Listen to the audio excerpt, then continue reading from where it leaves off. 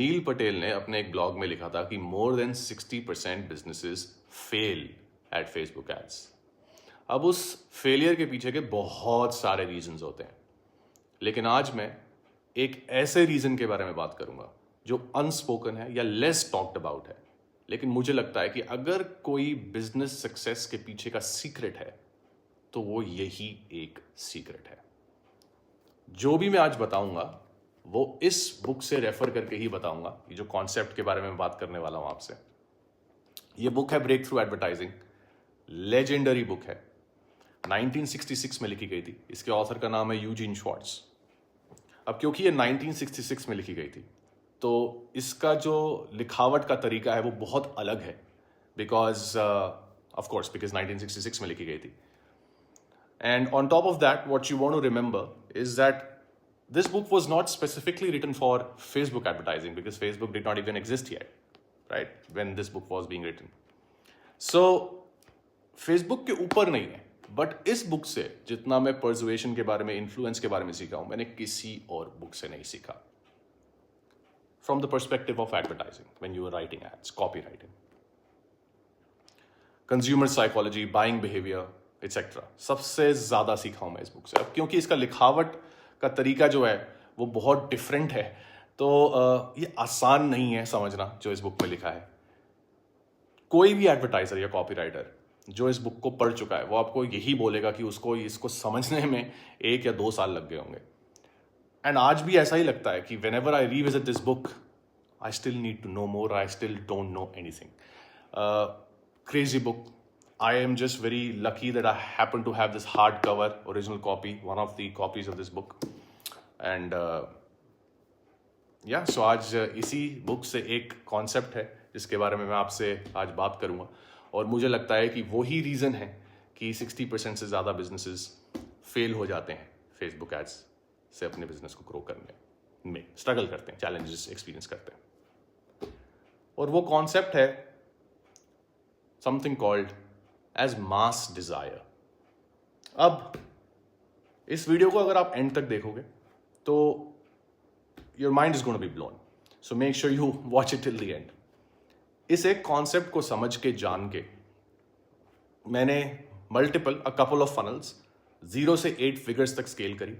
0 से multiple ad account 0 से up to 53,000 per day तक स्केल किए।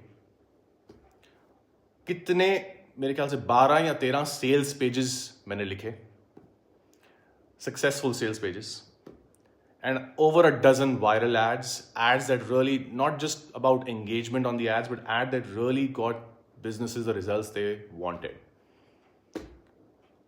इस एक कॉन्सेप्ट की कंट्रीब्यूशन इस सारे सक्सेस में सबसे ज्यादा है, और आज मैं उसी के बारे में बात करूंगा आपसे।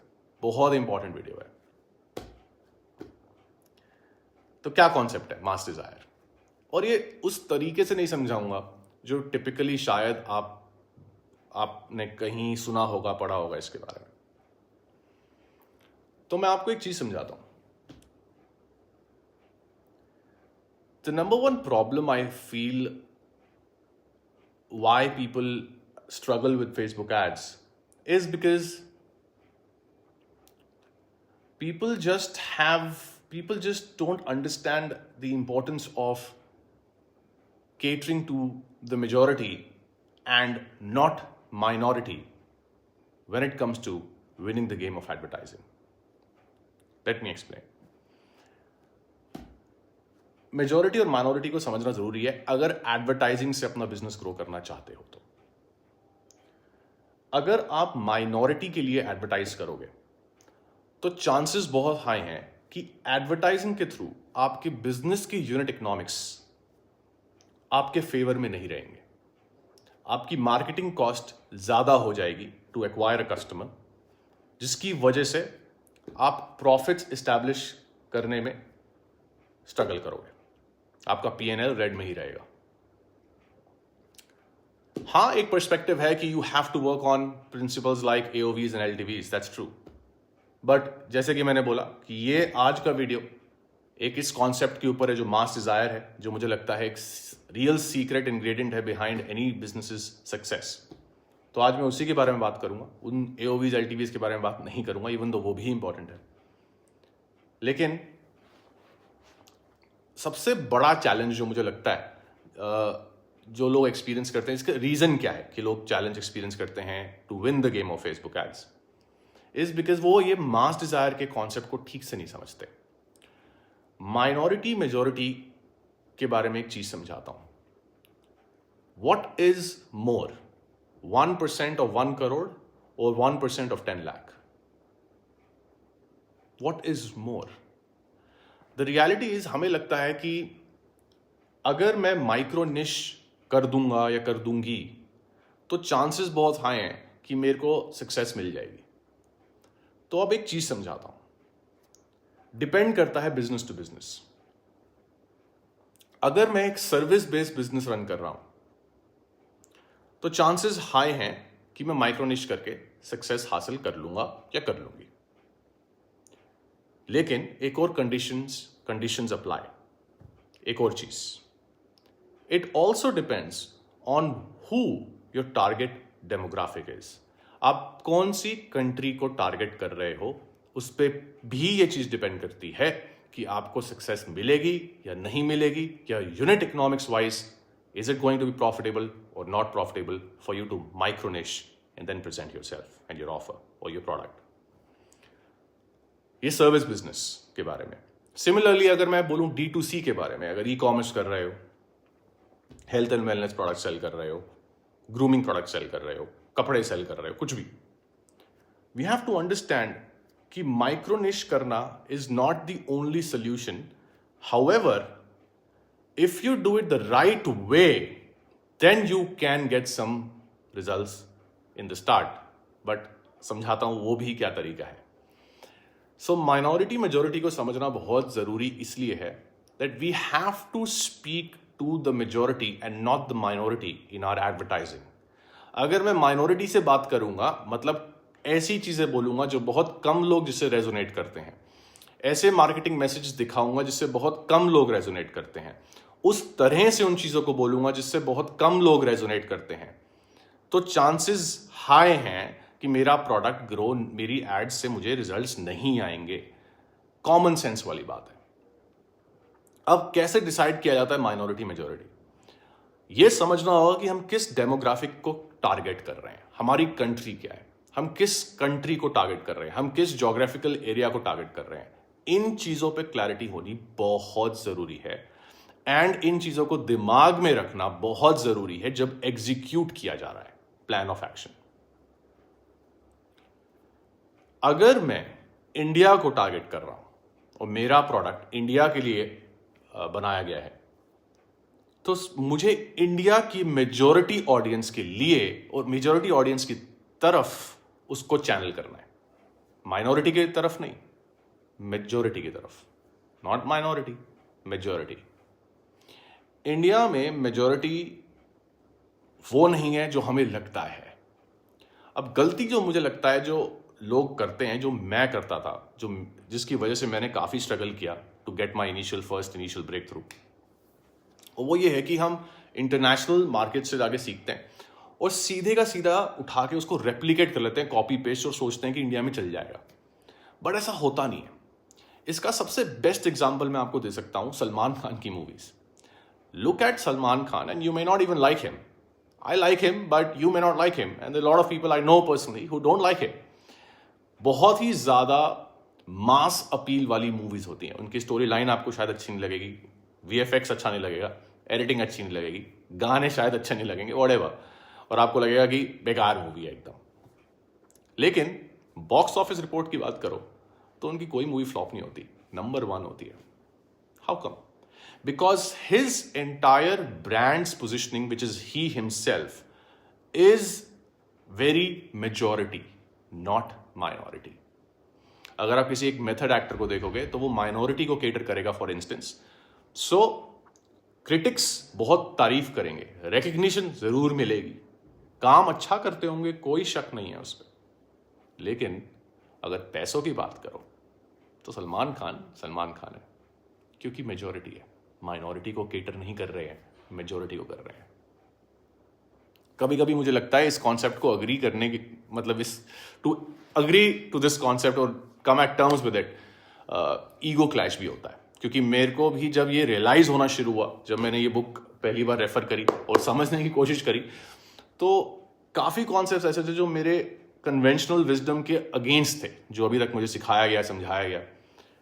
तो मैं मानने को राजी नहीं था कि ये सच भी है कि नहीं है। बट रियलिटी ये है कि जब मैंने वो इम्प्लीमेंट करने शुरू करे, मैंने समझा, अपनी ईगो को साइड रखा, तो मुझे रिजल्ट्स आने शुरू हुए। इसलिए मैं आज आपसे इसी कॉन्सेप्ट के बारे में बात कर रहा हूँ। So going back to Salman Khan की मूवीज हिट होती हैं बॉक्स ऑफिस पे, सबसे ज्यादा कलेक्शन करती है। क्यों? बिकॉज उनका जो पूरा तरीका है एक मूवी बनाने का, उसको मार्केट करने का, वो बहुत ज्यादा मेजोरिटी को केटर करता है। Majority, not minority, majority. Kapil Sharma का शो सक्सेसफुल कैसे हो रहा है इतना ज्यादा, या हुआ इतना ज्यादा?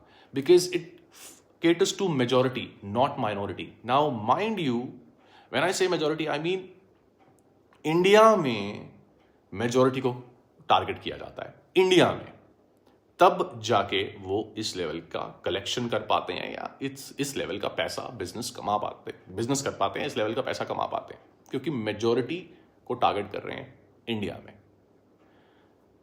इसीलिए हमें एक कॉन्सेप्ट समझना बहुत जरूरी है मास डिजायर को समझने के लिए, और वो ये है कि माइनॉरिटी वर्सेस मेजॉरिटी। कि सिर्फ जो हम चीजें लिख रहे हैं हमारी हेडलाइन में, सिर्फ वही, या फिर everything A to Z? And the answer is everything A to Z. Here's an example. अगर मैं ऐड बना रहा हूं, अपने प्रोडक्ट को ग्रो करना चाहता हूं, स्केल करना चाहता हूं, अपने बिजनेस को स्केल करना चाहता हूं, और मैं इंडिया में हूं, तो आपको हिंदी करनी चाहिए और करनी पड़ेगी भी। एक ना एक लेवल पे जाके करनी पड़ेगी। अगर आप सर्विस बिजनेस कर रहे हो तो गेम अलग है। सर्विस बिजनेस में every customer is worth much more, because service businesses retention पे काम करते हैं। That's the main business model of service businesses. If you look at D2C businesses, जो मोस्टली कस्टमर एक्विजिशन पे ही काम करते हैं, हाँ पीछे से रिपीट बायर्स लेके आ सकते हैं, बट अगर आप ऐसी बात कर रहे हो, ऐसे बिजनेसेस की बात करोगे D2C, you have to cater to the masses. You have to. Not from the perspective of what your marketing message says or just that, but also your overall brand, the vibe of the brand. आपने कभी देखा होगा, यार मेरा comparator मैंने देखा जो इतना घटिया बेकार काम कर रहा है, क्या बेकार उसके एस्थेटिक्स हैं, इतनी अगली उसकी इंस्टाग्राम फीड है, उसका काम एकदम बोगस है, कोई एस्थेटिक नाम की चीज ही नहीं है, डिजाइन नाम की चीज ही नहीं है, क्या शिटी सा लोगो है, क्या घटिया सी पैकेजिंग है, लेकिन अगली न्यूज पढ़ते हो करोड़ों का बिजनेस कर दिया उसने। क्यों? क्योंकि इंडिया को अभी इस स्टेज पे ज्योग्राफिकली जिस कंट्री को टारगेट किया जा रहा है, उसकी मेजोरिटी की चॉइस है। मेजोरिटी, माइनॉरिटी नहीं, मेजोरिटी की एक चॉइस है जिसके थ्रू आप स्केलेबल बिजनेस बना पाओगे, जिसकी वजह से एडवर्टाइजिंग से जब आप बिजनेस ग्रो कर रहे हो तो unit economics wise it may then make sense and you may end up becoming profitable, because you still may be able to just get 1 to 2% of people of a market share, लेकिन वो क्योंकि market share इतनी ज्यादा बड़ी audience का होगा तो आप शायद प्रॉफिटेबल हो जाओ या अपने बिजनेस को ग्रो कर पाओ, स्केल कर पाओ। Everything end to end has to be addressed and made for the country you are targeting. अब ये भी समझना जरूरी है कि इसी बुक में तो ये मास डिजायर के, बोल सकते हो मास डिजायर के पीछे का जो, या उसका जो फाउंडेशन है वो ये है, to make you understand. Okay, अब सेम चीज डिपेंड करती है कि जिस कंट्री को आप टारगेट करते हो उसका सोफिस्टिकेशन लेवल क्या है। What's the sophistication stage of that country, market की सोफिस्टिकेशन स्टेज, वो भी इसी बुक से कॉन्सेप्ट निकला है। अगर वो सोफिस्टिकेशन स्टेज बहुत ज्यादा हाई है तो आपको अपना लेवल अप करना पड़ता है, प्रोडक्ट की प्रेजेंटेशन एटसेट्रा। बट अगर आप बहुत ज्यादा देखो, यू हैव टू अंडरस्टैंड कि मेजॉरिटी जनता कैसी सोचती है when it comes to India target country as India, majority कैसे सोचती है, वैसा सोचना जरूरी है, उस तरह से चीज़ों को प्रेजेंट करना जरूरी है, तभी हम चांसेस बहुत आए हैं कि हम कुछ उखाड़ पाएंगे एडवर्टाइजिंग से, otherwise we are never going to be able to do it. अब इस वीडियो में मैं market sophistication, market awareness stages और इन सब के बारे में बात नहीं करूंगा, लेकिन ये सारे कॉन्सेप्ट्स इसी बुक से निकले हैं। और आज सोचा कि मैं आपसे इस कैंडिड तरह से ये शेयर करूं कि मास डिजायर के पीछे का जो फाउंडेशन है वो ये है, which is minority versus majority. Mass desire को मास डिजायर क्यों बोलो? बिकॉज एक there is a thing called as desire and there is a thing called as a mass desire. Like you have a desire, for instance, to learn Facebook ads or to grow your business and make money. You have a desire. But when you talk about mass desire, mass is the word. Mass means बहुत सारे लोग. So अगर किसी एक target market में मेरे बहुत सारे करोड़ों लोग की सेम मास डिजायर है और मैं फिर उस मास डिजायर को अपने प्रोडक्ट पे चैनल करना सीख लूंगा, तो चांसेस हाई हैं that I will be able to sell to more people. But हाँ, product which is your solution, that also needs to align. People need to accept that as a solution to the problem you are solving. They need to be ready and willing to accept that as a solution. अगर वो आपने कुछ भी बोल दिया कि यार मैंने, जैसे कि you can make money through launching your own nursery business, right? So अगर वो make money is a mass desire, but nursery business में people may not just be able to or be willing to accept that as the opportunity which will fulfill the mass desire, which is make money. So you have to understand the product and solution also matters 100%. But 60% businesses इसलिए fail होते हैं कि उनके पास product होता है लेकिन वो उसकी पोजिशनिंग इस तरह कर देते हैं कि वो मास अपील नहीं हिट कर पाते, जिसकी वजह से वो चैलेंज एक्सपीरियंस करते हैं। एंड पता नहीं ऐसा क्यों होता है। Maybe people want to do this because they want to look good, like they want to just be look entrepreneurs who look good on social media, because ultimately the truth is that business चलाने का क्या फायदा अगर वो business पैसा ही नहीं बना रहा, क्योंकि हॉबी ज़्यादा टाइम तक नहीं चलेगी दोस्त अगर बिजनेस धंधे में पैसा नहीं बनाओगे। It's so important. So we have to understand this concept of minority majority whenever we ideate our marketing strategies, and keep in mind that if we are micro niching, then how much of micro niche are we going after? या हमने nano तो नहीं कर दिया micro की जगह, क्या इतना ज़्यादा निच कर दिया कि यार टारगेट ऑडियंस भी इतनी छोटी सी है, ऊपर से प्रोडक्ट भी ऐसा पोजीशन हो गया कि फिर वो बिक ही नहीं रहा, राइट? सो ये बहुत fine, there is a fine line, there is a balance of it all. Like for example, और ये भी नहीं बोल रहा हूँ कि सिर्फ मास करना है, like it's about understanding the minority majority, like I said. So for instance आप देखो, अंडर आर्मर एक ब्रांड है। Under Armour is catering to people in any kind of sports, right? Not just fitness but any kind of sports. And similarly, you will find there are certain brands who are specifically catering to people who are fitness enthusiasts or people who work out, who lift weights. देखेगा आपको कितने सारे brands ऐसे हैं, लेकिन वो फिर भी ग्रो कर पा रहे हैं। तो आपको लगेगा यार माइक्रो निश कर तो दिया उन्होंने, फिर वो कैसे ग्रो कर रहे हैं अगर मास अपील ही करनी? क्योंकि माइक्रो निश करने के बाद भी जो मार्केट का साइज है वो इतना बड़ा है that they are able to still cater to a certain percentage of the market and capture the certain percentage of market, which is why business unit economics wise it is making sense for their business to make some money through advertising. That is the reason why. So depend करता है कि अगर मैं micro निश कर रहा हूं तो करने के बाद भी इतना ज्यादा माइनॉरिटी को मैं टारगेट ना कर दूं कि मेरा सेंस ही ना बने एडवर्टाइज करने का, क्योंकि मुझे इतना महंगा पड़ेगा to reach to that specific person और दो specific group of people that it's just not gonna make sense for me to advertise and then grow my business. It's just not gonna make sense. So अगर मैं कोई T shirt sell कर रहा हूँ and my target audience, let's say बोल देता हूँ कि वुमेन हु आर अबव 45, उनके लिए मैंने ये बनाई है एक टी शर्ट, ये टॉप, व्हाटएवर, तो और मैं सेल करने की कोशिश कर रहा हूँ एडवर्टाइजिंग के थ्रू, तो चांसेस हाई है कि शायद वो नहीं हो पाएगा, राइट? क्योंकि मैंने इतना ज़्यादा माइक्रो कर दिया, नैनो कर दिया उसको, कि मेरे बिजनेस मॉडल से वो अलाइंड नहीं है approach. And this is the reason why I feel majority of business struggle to grow with Facebook ads. एक रीजन तो हाँ, कैंपेन स्ट्रैटेजी, कैंपेन स्ट्रक्चर होता है, और दूसरा ये होता है कि उनको मार्केटिंग स्ट्रैटेजी आइडिएट करनी नहीं आती है, या तो क्योंकि समझते नहीं है कि किस तरह से किस चीज़ को सही तरह से चैनल किया जाएगा और प्रोडक्ट को बेचा जाएगा. So persuasion techniques basically, consumer psychology, consumer behaviour, buying behaviour, इन चीज़ों को वो समझते नहीं है, जिसकी वजह से वो चैलेंजेस एक्सपीरियंस करते हैं एंड बिजनेसेस फेल हो जाते हैं. Ankur Warikoo is another brilliant example of the same thing, a brilliant example. आप जाओ अंकुर वारिकू का आप देखो उनका बिजनेस मॉडल क्या है. The niche that he is going after is very broad, it's very massy, and he's doing a phenomenal job at it. I admire him, I look up to him, I like him. But I'm just saying that look at him. Majority of his courses, okay, not all of his courses, but majority of his courses are catering to the majority, not the minority. Ankur Warikoo is a brilliant speaker and he can communicate in English as well. But there is a reason why he does it in Hindi, because his geographic that he's going after, the demographic he's going after is India. और India की majority Hindi बोलती है, English नहीं.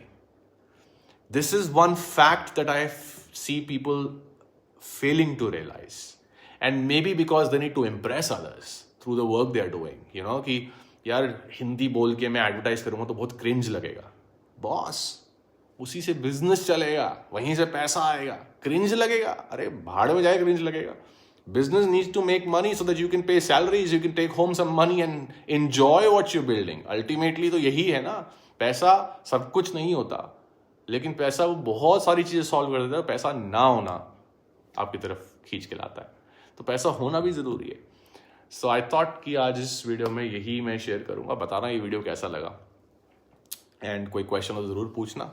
बाकी फिर मिलेंगे अगले video में. Until next time, may the God of Roas be with you. Bye.